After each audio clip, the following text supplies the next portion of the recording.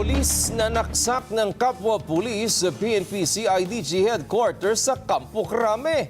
Makibalita tayo kay Vic Sumintak. Vic. Medyo malubhang nasugatan ng isang pulis matapos saksakin ng kapwa pulis sa headquarters ng Philippine National Police Criminal Investigation and Detection Group o CIDG. Kinilala ang biktima na si Police Senior Master Sergeant Eric Castro. Samantalang ang suspect ay si Police Staff Sergeant Michael Camillo na miyembro ng Anti-Organized Crime Units ng PNP CIDG.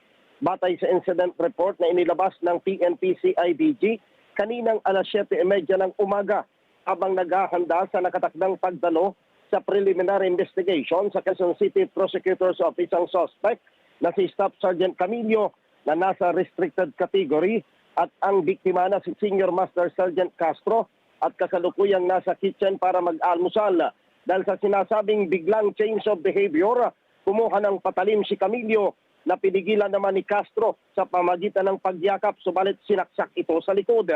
Agad na dinala si Senior Staff Sergeant Castro sa PNP General Hospital para sa kaukulang medical attention at kasalukuyang under observation dahil sa maraming dugo ang nawala.